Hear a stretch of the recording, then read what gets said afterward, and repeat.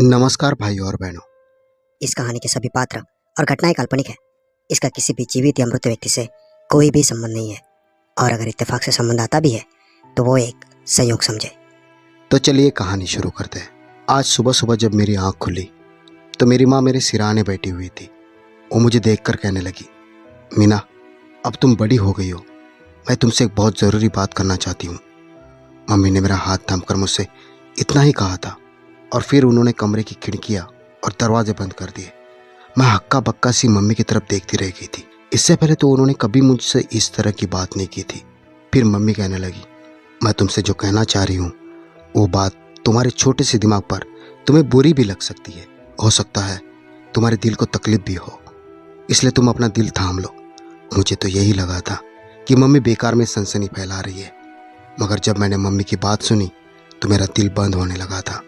मैंने सोचा कि ये सब मम्मी ने क्यों कहा और किस लिए कहा है। मुझे उनकी बात सच में बिल्कुल भी अच्छी नहीं लगी थी। मेरा जी चाहा कि मैं मम्मी के होंठों पर हाथ रख दूं और उनसे कहूं कि मुझ में इससे ज़्यादा सुनने की हिम्मत नहीं है। मम्मी बोली, मीना अब तुम जवानी की दहलीज पर कदम रख चुकी हो, जितना मुमकिन हो अपने बाप की नज़रों से दूर ही रहा करो। वो तुम्हें अपने पास बुलाए तो मत जाया करो। तुम्हें पता है तुम्हारा बाप कितना बड़ा जुआरी है। वो कुछ पैसों के लिए तुम्हें किसी भी समय बेच सकता है।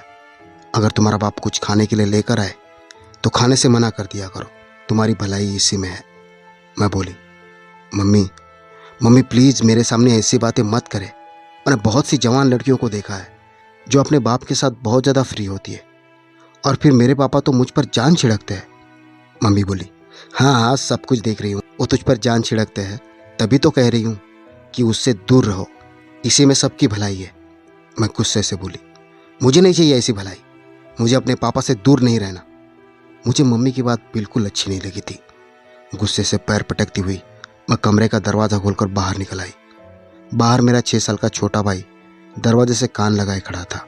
वो बोला, मुझे पहले ही पता था कि मम्मी सिर्फ आपसे प्यार करती है, मुझे तो कोई प्यार ही नहीं करता। मम्मी आपको मुझसे चोरी छुपे कुछ खाने के लिए दे रही थी। अपने भाई की बात सुनकर मैं हंस दी। मैंने कहा, ये तुम कैसी बातें करते हो, हम सब तो तुमसे इतना प्यार करते हैं, तुम्हें और कितना प्यार चाहिए। वो कहने लगा, तो फिर मुझे भी बताए मम्मी आपसे कमरा बंद करके क्या बात कर रही थी। मैं बोली, मम्मी कुछ ज़रूरी बातें कर रही थी। भाई ने सिर हिला दिया और फिर आंगन में खेलने लगा। अभी थोड़ी ही देर गुजरी थी कि पापा भी घर आ गए। उन्होंने हाथ में जलेबियाँ पकड़ी हुई थी। घर आते ही वो मुझे पुकारने लगे कि मीना देखो मैं तुम्हारे लिए क्या लेकर आया हूँ। मैं पापा की तरफ दौड़ी थी और उनके पास जाकर बैठ गई थी। वो मुझे और प्रेम को अपने हाथों से जलेबियाँ खिलाने लगे। मम्मी ने बोली, यहाँ आओ, मेरी बात सुनो। मैंने उनकी बात अनसुनी कर दी, कोई ध्यान ही नहीं दिया और पापा के पास बैठी बातें करती रही और जलेबियाँ खाती रही। और फिर पापा नहाने चले गए तो फिर मम्मी मेरा हाथ पकड़कर मुझे कमरे में ले गई और मेरे मुंह पर एक जोरदार थप्पड़ मार दिया। कहने लगी, तुम्हें मेरी बात का असर नहीं होता क्या? मैंने तुमसे कहा था कि अपने पापा के पास मत बैठा करो, लेकिन तुम तो आते ही उनके पास जाकर बैठ गई, यानी माँ की बात का कोई असर ही नहीं है। माँ बोली, मम्मी मैं पापा से प्यार करती हूँ, वो मेरे पापा है और मैं उनकी बेटी। अगर मैं उनके पास नहीं बैठूंगी तो फिर किसके पास बैठूंगी? मम्मी ने मुझे गले लगा लिया और रोते हुए बोली, मीना सारा कसूर मेरा ही है जो मैंने तुमसे हकीकत छुपा कर रखी हुई थी। मुझे चाहिए था कि सब कुछ मैं तुम्हें पहले ही बता देती। मैं बोली, मम्मी अब ऐसी भी क्या बात है? तभी पापा की आवाज़ आई थी। वो कहने लगे, मीना और प्रेम कहाँ हो तुम दोनों? मैंने मम्मी की तरफ देखा तो मम्मी कहने लगी, हर पति अपनी पत्नी को आवाज़ देता है, फिर तुम्हारे पापा सिर्फ तुम्हें और प्रेम को ही क्यों पुकारते हैं? मैंने कंधे उचका दिए। तब मम्मी कहने लगी, अभी तुम ना समझ हो, नादान हो, यही लगता है कि सब लोग तुम्हारी तरह है, मगर ऐसा नहीं है। अभी मम्मी कुछ और कहती कि तभी पापा कमरे में दाखिल हो गए और बोले, क्या बात है, तुम दोनों माँ बेटी क्यों परेशान बैठी हो?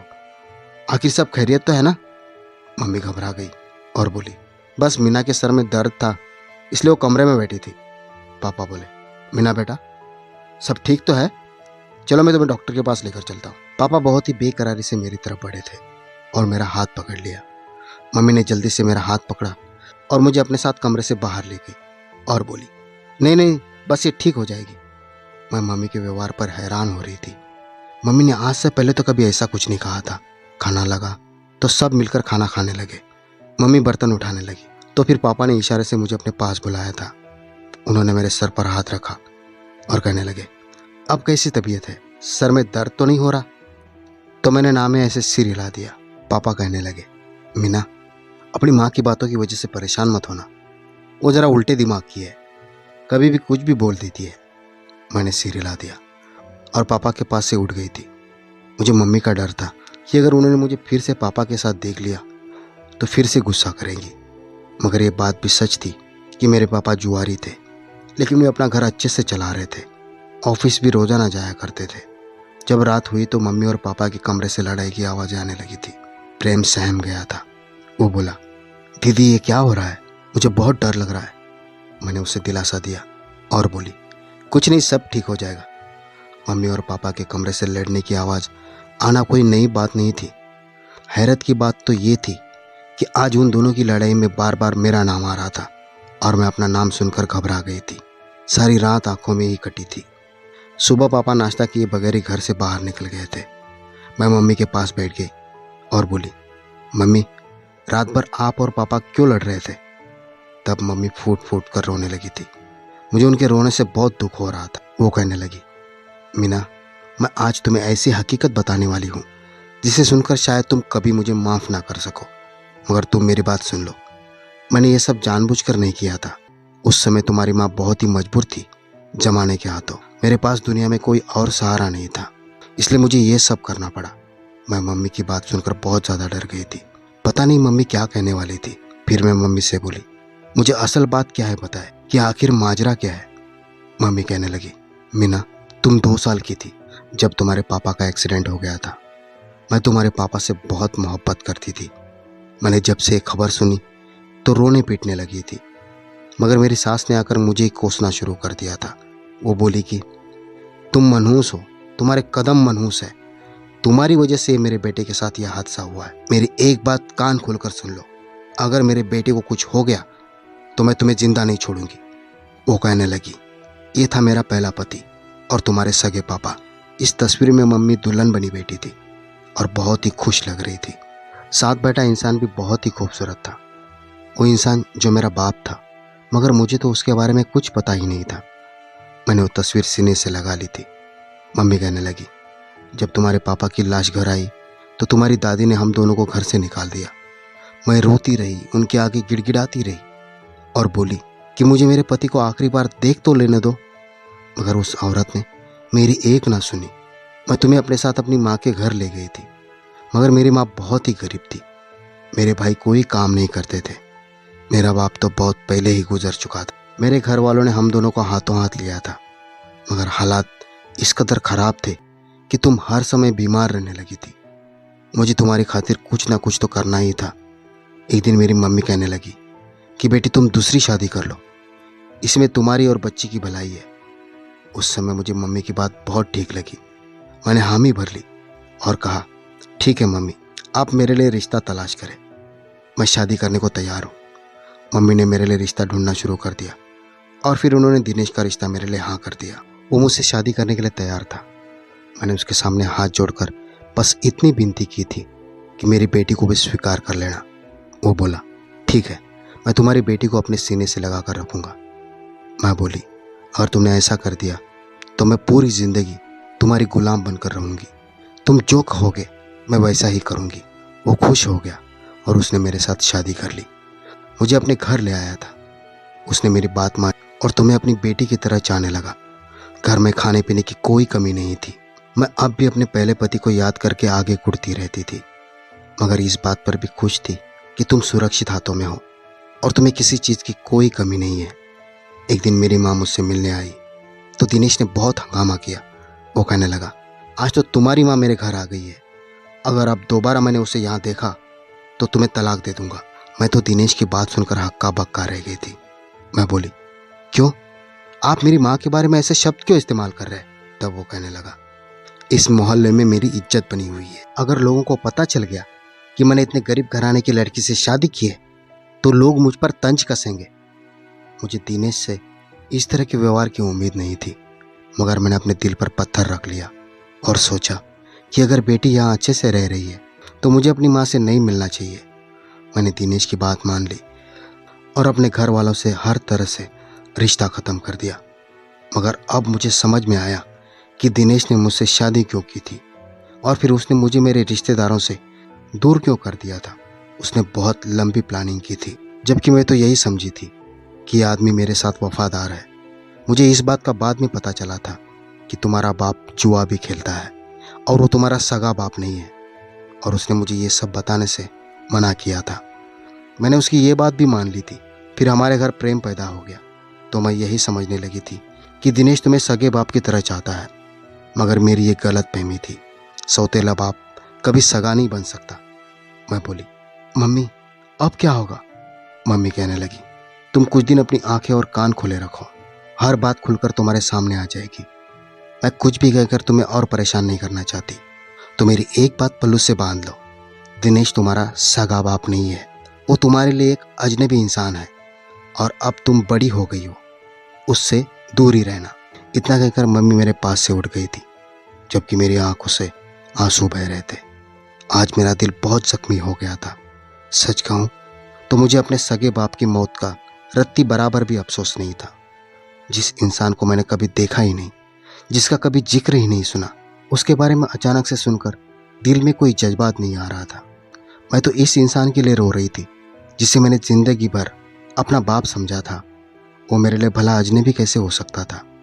मैं इसलिए रो रही थी, ऐसा लग रहा था जैसे उसकी मौत सच में हो गई हो।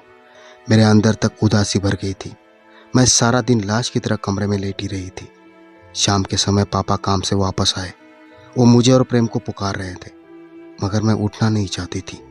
तभी पापा मेरे कमरे में आ गए थे।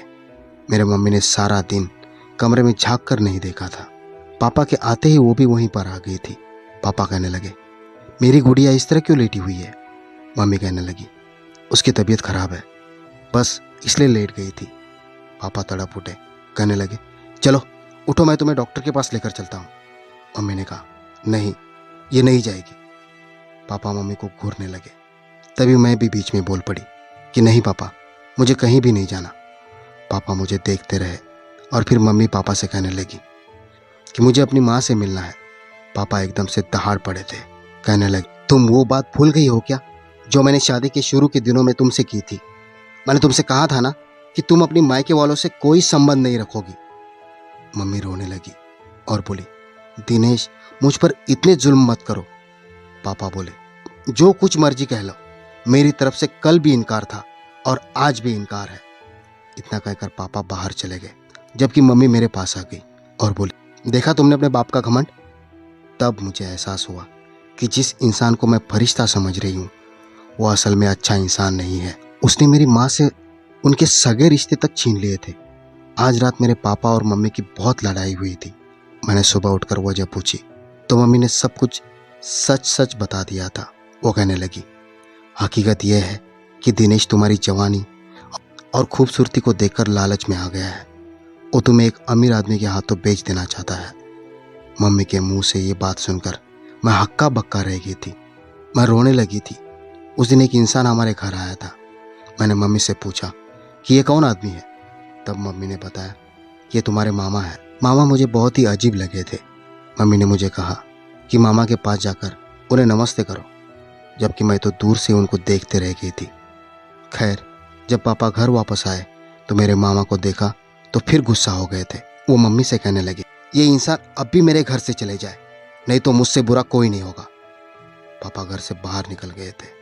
मुझे मम्मी पर तरस भी आ रहा था कि बेचारी अपने भाई से बहुत समय बाद मिली थी। खैर, पापा के दोबारा घर आने से पहले पहले ही मामा वापस लौट गए थे। पापा जब घर आए तो मैंने खुद को कमरे में छुपा लिया था। मैं नहीं चाहती थी कि वो मुझे बेच दे। मुझे अब हर समय डर लगने लगा था। और एक रात बहुत ही अजीब हादसा हुआ था। मम्मी मेरे पास आकर मुझसे कहने लगी, आज रात तुम्हारा सौतेला बाप तुम्हें बेचने वाला है, लेकिन मैं तुम्हें बचा लूँगी। मैं तुम्हें उस जालिम के हाथों बर्बाद नहीं होने दूंगी। इतना कहकर मम्मी ने मेरे नाक पर रुमाल रख दिया था और फिर मैं गहरी नींद में सो गई थी। जब मुझे होश आया तो मैंने खुद को एक अजीब से कमरे में पाया था। मैं उठकर बैठ गई। दिल में अजीब सी घबराहट होने लगी थी। मगर तभी मुझे प्रेम नजर आ गया था। मेरा भाई मेरे साथ था। मैं कमरे से बाहर निकली तो मम्मी पर नजर पड़ी थी। मैं मम्मी के पास जाकर बैठ गई और बोली, हम कहाँ आए हैं? मम्मी कहने लगी, रात को दिनेश तुम्हें बेचने वाला था। मैंने तुम्हारे मामा को फ़ोन कर दिया। भगवान का धन्यवाद हुआ कि उसने समय पर हमें बचा लिया है। अब हम तुम्हारे मामा के घर पर हैं और एकदम सुरक्षित है। मैंने सिर हिला दिया। मुझे बहुत अफसोस हुआ था। काश वो इंसान जिसको मैं अपना बाप समझती रही वो ऐसा ना निकलता। मामा का घर अजीब सा था। इस घर में बहुत सी औरतें और मर्द थे। वो सब अजीब से थे। मुझे अच्छा महसूस नहीं हो रहा था। मेरी माँ भी हमसे अलग अलग रह रही थी। 2 दिन तो आराम से गुजर गए थे, मगर तीसरी रात अजीब ही हादसा हुआ था। मेरे मामा, जो एक बार हमारे घर भी आ चुके थे, मेरे पास दूध लेकर आए और बोले कि इसको पी लो। मैं उनकी तरफ बढ़ी और उनको गौर से देखा था। मैंने मामा के हाथ से दूध का गिलास पकड़ा तो मेरी मामी ने इशारे से मुझे अपनी तरफ बुलाया। मैंने उनकी तरफ देखा तो वो मुझे दूध पीने से मना कर रही थी। फिर बहाने से मेरे पास आ गई और मामा को बातों में लगाकर उन्होंने मुझे दूध गिराने का इशारा कर दिया। मैं हैरान थी कि आखिर वो ये सब क्यों कर रही थी। मैं दूध का गिलास हाथ में पकड़ी खामोश खड़ी हुई थी। तब मामी मेरे मामा का हाथ पकड़कर जबरदस्ती अपने साथ ले गई। पीछे से मामी मुझे इशारा कर रही थी कि दूध मत पीना, इसे गिरा दो। मुझे अपनी मामी अच्छी नहीं लगती थी। जब से हम आए थे तब से वो हमसे बातचीत ही नहीं करती थी, और आज जब मामा के दिल में मेरे लिए प्यार आ गया था तो मेरी हमदर्द बनकर आ गई थी। मैंने गुस्से से सारा दूध पी लिया था और अपने कमरे में आकर लेट गई।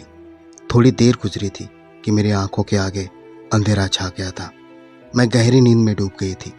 जब मेरी आंख खुली तो मैंने खुद को एक कमरे में पाया था। ये कोई आम कमरा नहीं था। मैं उठकर बैठ गई थी। हर तरफ फूलों की खुशबू थी। मैंने अपने आप को देखा तो दंग रह गई थी। मैं तो दुल्हन की तरह सजी हुई थी। तभी कमरे का दरवाज़ा खुला था और एक बूढ़ा सा मर्द कमरे में दाखिल हुआ था। मैं उसको देखकर घबरा गई और बोली, कौन हो तुम? वो मुस्कुरा दिया और बोला, आज की रात तुम मेरी मेहमान हो। मेरा दिल बहुत घबरा रहा था। मैंने उस कमरे से निकलने की बहुत कोशिश की थी, मगर मुझे बेहोश कर दिया गया। उसके बाद क्या हुआ मुझे कुछ भी याद नहीं। सुबह हुई तो मेरे मामा मुझे आकर घर ले गए। मैं बोली, ये सब क्या था? वो हंसकर बोले, हमारे यहाँ का यही दस्तूर है। यहाँ पर लड़कियाँ ऐसे ही रहती है। मैं घर पहुँची तो खूब शोर मचाया था। मैंने इस सब का दोषी अपनी माँ को ठहराया था, मगर उसने मेरी एक बात ना सुनी। माँ कहने लगी, तुमने अब जिंदगी भर यही काम करना है, इसलिए ड्रामा करने की ज़रूरत नहीं है। जब मेरा छोटा भाई मेरी तरफ से बोला तो मामा ने एक जोरदार थप्पड़ उसे भी मारा था और वो दूर जाकर गिरा था। उसकी हालत देखकर मैं उसकी तरफ भागी थी। मम्मी ने तो इतना भी नहीं कहा कि तुमने मेरे बेटे को क्यों मारा है। मम्मी सामने बैठकर सिगरेट पी रही थी। मैं उन्हें आंखें फाड़े देख रही थी। आज मैं अपनी माँ का एक कैसा रूप देख रही थी। मामा कहने लगे, अगर तुम्हें अपने भाई की जान प्यारी है तो आज के बाद इस काम से इनकार मत करना। मैंने तो कभी सपने में भी नहीं सोचा था कि मेरे साथ ये सब कुछ होगा। मैं तो बड़ी इज्जत की ज़िंदगी गुजार रही थी। मेरा बाप सौतेला निकला और वो मुझे बेचना चाहता था, जबकि माँ सगी होने के बावजूद भी सौतेली जैसी थी। उसने मेरी जवानी और खूबसूरती का सौदा कर दिया था। मैंने अपने छोटे भाई के खातिर इन जालिमों के आगे घुटने टेक दिए। मैं अब आईने में खुद को देखती तो डर जाया करती थी। मुझे खुद से दहशत होने लगी थी। एक दिन घबराहट ज़्यादा बढ़ी तो छत पर चली गई थी। थोड़ी देर बाद मुझे कदमों की आवाज़ सुनाई दी थी। मैंने मुड़कर देखा तो मेरी मामी खड़ी थी। वो मुझे बड़े गौर से देख रही थी। फिर बोली, तुम्हें देखकर ऐसा लगता है कि तुम ये सब कुछ करना नहीं चाहती, फिर ये सब कुछ क्यों कर रही हो? मैं गुस्से से बोली, आपके पति ने धमकी दी है कि मैंने अगर उनकी बात ना मानी तो वो मेरे भाई को मार देंगे। मामी धीरे से बोली, अभी भी समय है, तुम अपने बाप के पास भाग जाओ। मैं बोली, वो तो मेरा सौतेला बाप है और मुझे बेचना चाहता है। मामी हैरत से मुझे देखकर बोली, कौन सा सौतेला बाप? मैं बोली, दिनेश। मामी ने अपना माथा पीट लिया। वो कहने लगी, तुमने अपने चेहरे की बनावट को गौर से नहीं देखा क्या? तुम हूबहू दिनेश पर गई हो। वो तुम्हारा सौतेला नहीं बल्कि सगा बाप है। तुमसे किसने कह दिया कि वो तुम्हारा सौतेला बाप है? मैं बोली, मम्मी ने कहा था। मामी ने कहा कि तुम्हारी माँ एक नंबर की झूठी औरत है। सौतेला तुम्हारा बाप नहीं, सौतेली तुम्हारी माँ है। ये लोग बहुत बुरे लोग हैं। इनका धंधा क्या है वो तो तुम जान ही चुकी हो। तुम्हारी सौतेली माँ भी जवानी में यही सब करती थी, फिर एक अमीर आदमी से शादी करके उसके साथ चली गई। उसने 2 महीने तुम्हारी सौतेली माँ को साथ रखा और फिर तलाक दे दी। तब उसकी मुलाकात तुम्हारे पापा से हुई थी। वो भी एक अमीर बाप की औलाद था। तुम्हारी सगी माँ मर चुकी थी। उस समय तुम 2 साल की थी। दिनेश घर वालों से किसी बात पर नाराज होकर अपना शहर छोड़कर यहाँ पर आ बसा था। तुम्हारी माँ ने उसे अपने जाल में फंसा लिया था। वो बेचारा सीधा साधा सा था और तुम्हारी माँ से शादी कर ली। जब तक तुम्हारी माँ की असलियत उसे पता चलती तब तक प्रेम पैदा हो चुका था। तुम और प्रेम दिनेश की सगी औलाद हो। वो इतना शरीफ आदमी था कि बच्चों की वजह से तुम्हारी माँ के साथ गुजारा करता रहा। ऐसे ही समय गुजरता गया और वो बेचारा शराफत का मारा तुम्हारी माँ को छोड़ भी नहीं पाया कि बच्चों पर बुरा असर पड़ेगा। वैसे तुम्हारी माँ की अकल को दाद देनी पड़ेगी। उसने किस तरह तुम्हें तुम्हारे बाप के खिलाफ कर दिया। उसने तुमसे झूठ बोला। अभी ज़्यादा देर नहीं हुई है। उस रात उस बूढ़े के दूध में मैंने नींद की दवा मिला दी थी, जिससे कि अभी तुम्हारी इज्जत सुरक्षित है, लेकिन मैं आगे ज़्यादा दिन तक तुम्हें सुरक्षित नहीं रख पाऊंगी। तुम अपने घर वापस लौट जाओ। सारी हकीकत जानकर मेरी आंखों में आंसू आ गए थे। मुझे उस समय अपने पापा की बहुत याद आई थी। जी चाहा कि दौड़कर घर जाऊं और पापा के गले लग जाऊं। मैंने मामी के हाथों को थाम लिया। मैंने कहा, आपने मेरे ऊपर इतनी मेहरबानी क्यों की? मेरी बात सुनकर मामी ने रोते हुए कहा कि जो समय अभी तुम्हारे ऊपर है मेरे ऊपर भी आया था।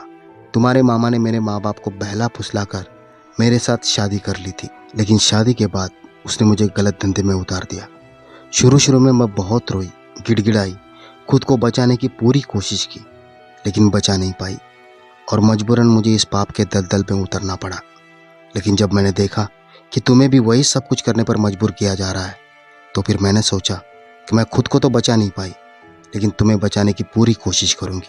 उस रात जब तुम्हें वो बुड्ढा खरीद कर ले गया था तो मैं भी पीछे पीछे चली गई थी और उस बुड्ढे के दूध में मैंने नींद की दवा मिला दी थी, जिससे कि वो सो गया था। अब तुम जल्दी से यहाँ से भाग जाओ। समय बहुत कम है तुम्हारे पास, क्योंकि आज की रात तुम्हारे मामा ने फिर तुम्हारे लिए खरीदार तैयार रखा है। आज की रात मैं तुम्हें नहीं बचा पाऊंगी, क्योंकि तुम्हारे मामा को शक हो गया है कि उस रात बुड्ढे को मैंने ही सुलाया था।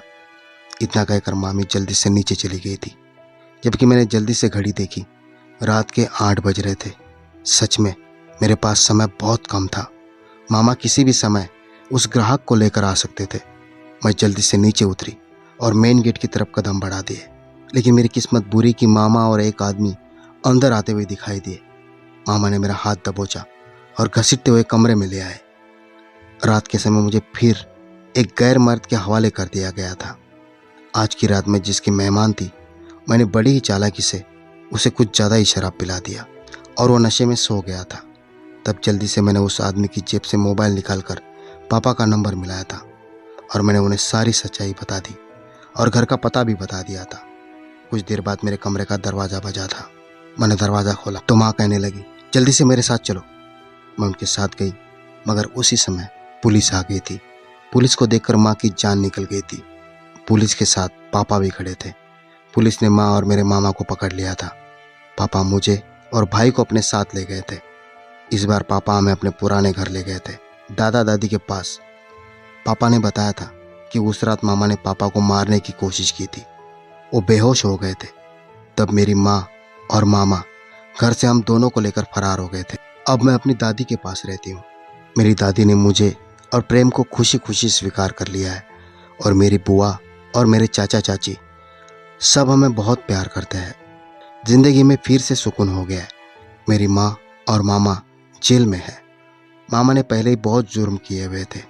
मैं भगवान का धन्यवाद करती हूँ कि उसने मुझे बुराई से बचा लिया था और मेरी इज्जत भी सही सलामत रखी थी। और अब मैं और मेरा भाई पापा के पास हंसी खुशी ज़िंदगी गुजार रहे हैं। तो भाई और बहनों, ये थी आज की कहानी। अगर आपको कहानी पसंद आई हो तो वीडियो को लाइक कीजिए, शेयर कीजिए और कमेंट भी कीजिए। और हाँ, सबसे ज़रूरी बात, अगर आपने अभी तक मेरे चैनल को सब्सक्राइब नहीं किया है तो प्लीज़ सब्सक्राइब करें। तो भाई और बहनों, मिलते हैं अगले वीडियो में एक और दिलचस्प कहानी के साथ। तब तक के लिए नमस्कार।